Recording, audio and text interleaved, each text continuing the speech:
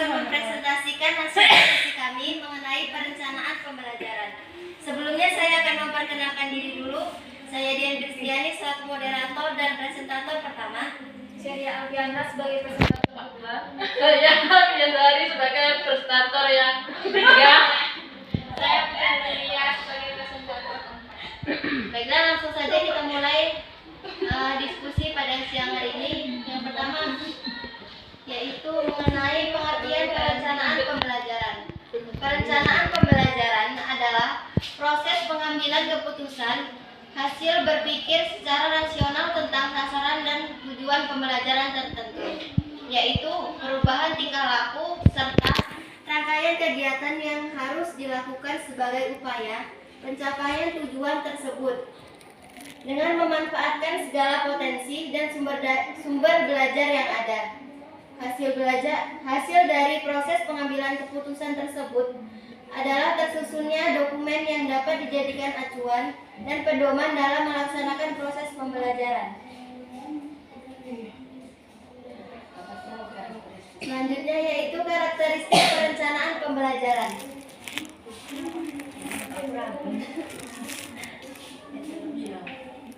Yang pertama, perencanaan pembelajaran merupakan hasil dari proses berpikir.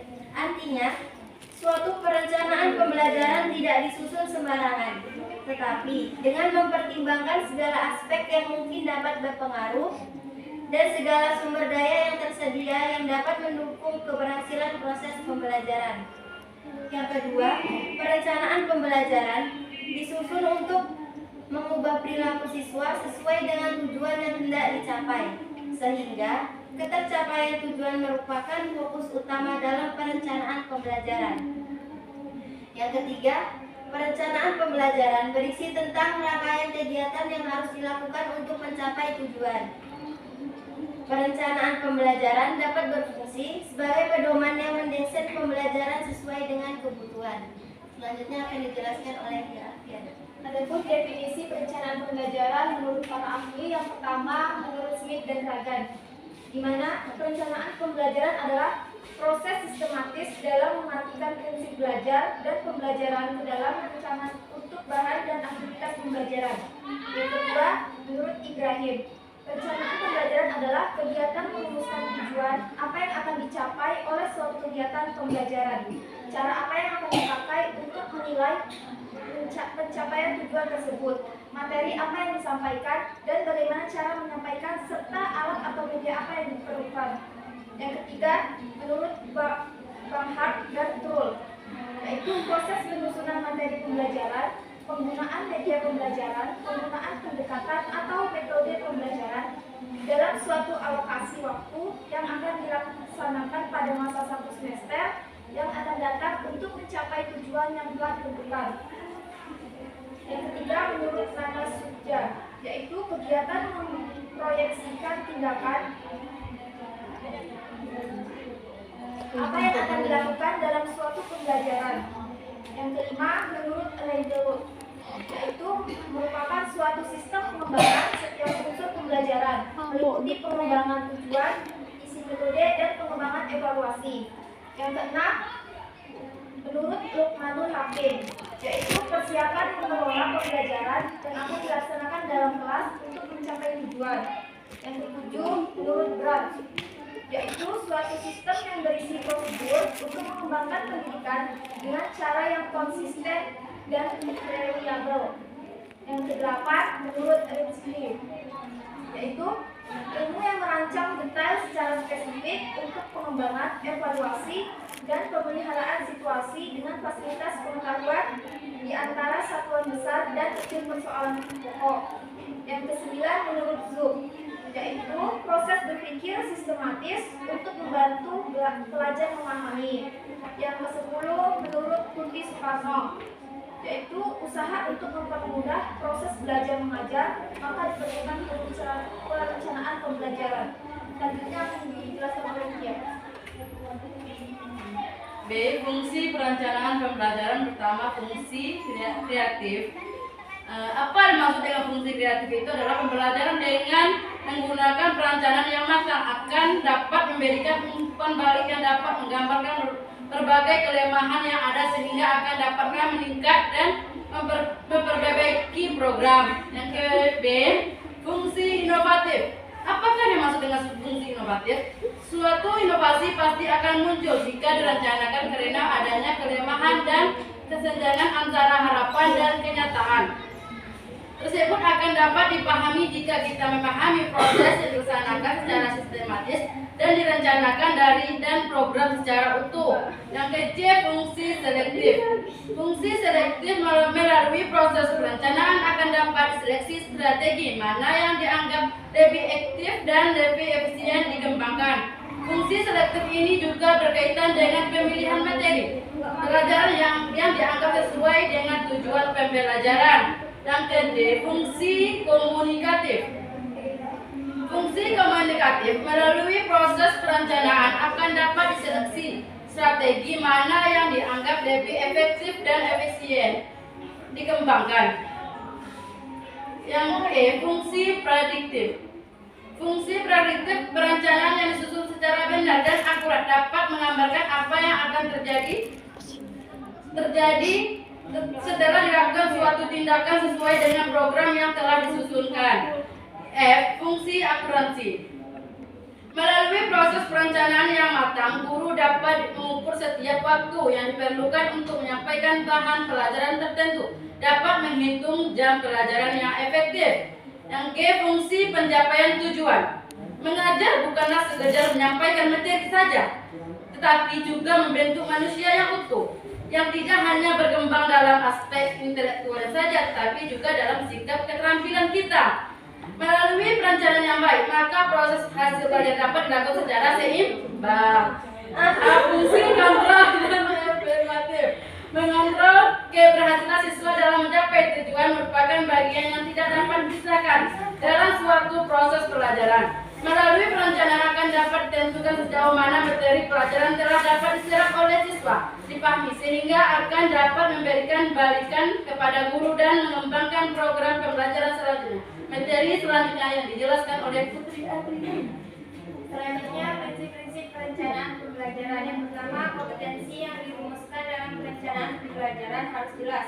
Makin konkret kompetensi, makin mudah diamati dan makin cepat kegiatan yang harus dilakukan untuk membentuk kompetensi tersebut. Yang kedua, perencanaan pembelajaran harus sederhana dan fleksibel serta dapat dilaksanakan dalam kegiatan pembelajaran dan pembentukan kompetensi siswa. Yang ketiga, kegiatan-kegiatan yang disusun dan dikembangkan dalam perencanaan pembelajaran harus menunjang dan sesuai dengan kompetensi yang telah ditetapkan. Dan yang keempat, perencanaan pembelajaran yang dikembangkan harus utuh dan menyeluruh serta jelas pencapaiannya. Selanjutnya, hal-hal yang harus diperhatikan dalam membuat perencanaan pembelajaran yaitu yang pertama, rencana yang dibuat harus disesuaikan dengan tersedianya sumber-sumber. Yang kedua, organisasi pembelajaran harus senantiasa memperhatikan situasi dan kondisi masyarakat sekolah. Yang ketiga, guru selaku pengelola pembelajaran harus melaksanakan tugas dan fungsinya dengan penuh tanggung jawab. Baiklah, itulah tadi hasil diskusi kami. Sekarang kita akan masuki sesi game. Sebelumnya PUBG. Tapi acak-acakan. Gerakan apa megangnya tangan. Oh, jadi kami ngikutin ngomong dia. Oke. Kepala kuda lutut kaki lutut. Kepala kuda lutut kaki kan? Ada daun telinga hidung. ada. Ada daun telinga mata. Ini mataku, mata. Iya. Kurang tahu tak yang lain sih. Kepala. Aja harus ngikutin omongan ya. Iya. Langsung ya. Langsung. Aduh, apa? Sudah. Kaki. Aduh. Aja lah. Gini.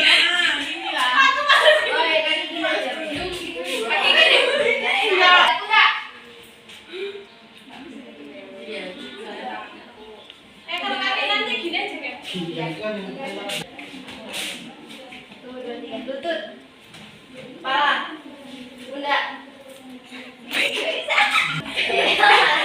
Yang jilbabnya yang ujung. 2, 3. Kiri.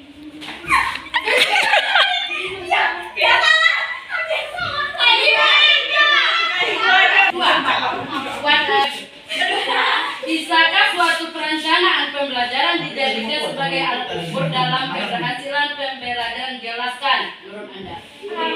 Kamu nanya. Suatu perencanaan pembelajaran Kalau HP dijadikan sebagai alat ukur dalam keberhasilan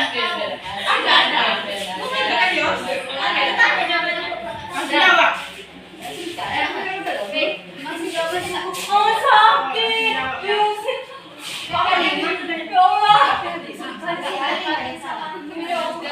Dah.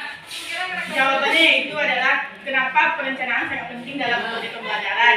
Yaitu jawabannya sangat penting karena tanpa perencanaan kita tidak tahu bahan ajar apa yang kita lakukan, terus materi-materi yang kita ajarkan.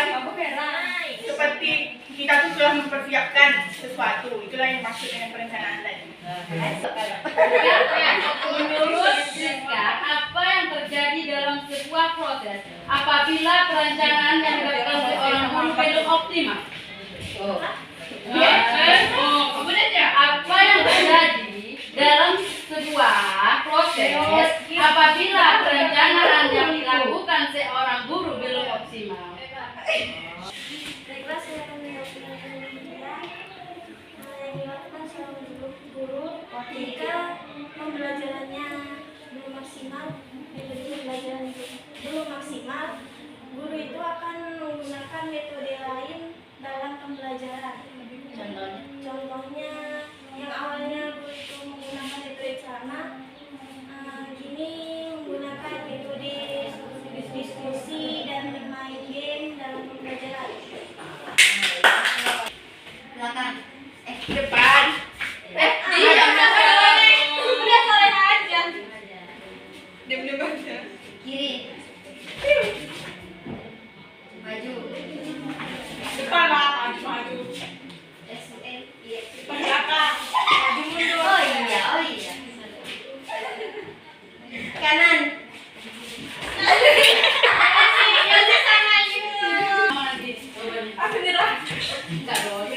Apa yang dimaksud dengan tujuan dari pembelajaran? Baiklah, saya akan menjawab pertanyaan dari tujuan dari pembelajaran itu perubahan perilaku siswa, baik perubahan perilaku dalam bidang kognitif, efektif maupun fisik motorik. Pengembangan perilaku dalam bidang kognitif itu pengembangan kemampuan intelektual siswa. Dalam bidang afektif itu pengembangan sikap siswa terhadap bahan dan proses pembelajaran.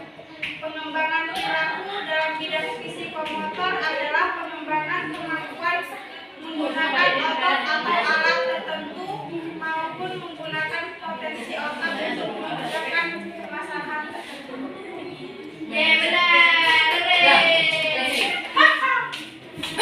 Soalnya ya, sebutkan 3 macam fungsi perencanaan pembelajaran menurut pendapat Omer Hamari.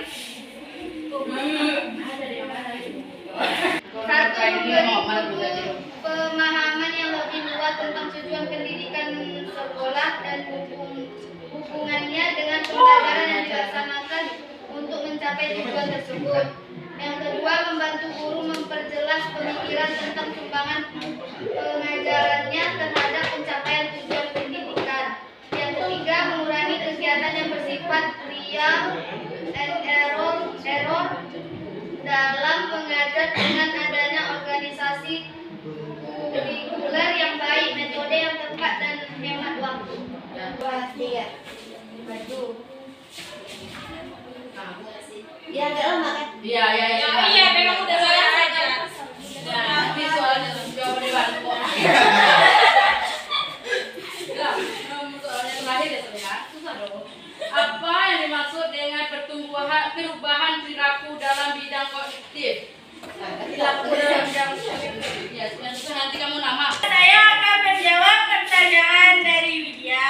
Perubahan kognitif merupakan pendekatan yang ingin melihat bahwa individu tidak hanya dipahami melalui perilaku yang tampak saja seperti yang dilihat oleh pihak perilakuan, namun di balik tingkah laku yang tampak terdapat proses internal yang sebenarnya merupakan hasil pemikiran kognitif.